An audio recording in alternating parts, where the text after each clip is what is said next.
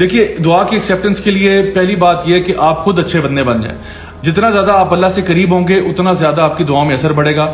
اور اللہ تعالیٰ خود فرماتے ہیں قرآن مجید میں وَإِذَا سَأَلَكَ عِبَادِي عَنِّي فَإِنِّي قَرِيبٌ أُجِيبُ دَعْوَةَ الدَّاعِ إِذَا دَعَانِ فَلْيَسْتَجِيبُوا لِي وَلْيُؤْمِنُوا بِي کہ جب بھی میرے بندے آپ سے میرے بارے میں سوال کریں تو انہیں کہہ دیجئے کہ اللہ تعالیٰ ان کے بہت قریب ہے.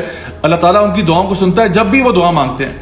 لیکن ان کو چاہیے کہ وہ اللہ کی بھی مانا کریں. یعنی اللہ تعالیٰ فرما رہا ہے کہ میں ان کی دعاؤں کو سنتا ہوں جب بھی مجھے پکارتے ہیں تو انہیں کہا کرو میری بھی سن لیا کریں اور مجھ پر بھی ایمان لیا کریں. تو جتنے اچھے مسلمان آپ بنیں گے اتنا زیادہ آپ کی دعاؤں میں وزن بھی پڑے گا. پھر یہ کہ دعاؤں کو ہمیشہ عاجزی کے ساتھ مانگنا, گڑ گڑا کے مانگنا, فیلنگ کے ساتھ مانگنا, سوچتے ہوئے مانگنا.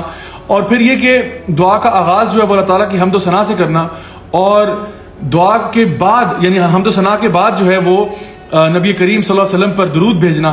یہ چیزیں کر کے پھر دعا مانگنا, اس سے دعا کی ایکسیپٹیبلٹی بڑھ جاتی ہے. پھر اسی طرح سے بہت سے مواقع ایسے ہیں جیسا کہ ایک انسان جب مسافر ہو اس ٹائم پہ دعا قبول ہوتی ہے. جب انسان جو ہے وہ ہاتھ اوپر کر کے دعا مانگتا ہے تو وہ دعا اللہ تعالیٰ جو ہے نا رد نہیں کرتا. اسی طرح سے بارش کے وقت دعا مانگنا, اس سے کی بہت ساری چیزیں ہیں جو کہ ہم اپنی دعا کو مزید بہتر کرنے کے لیے اپنا سکتے ہیں.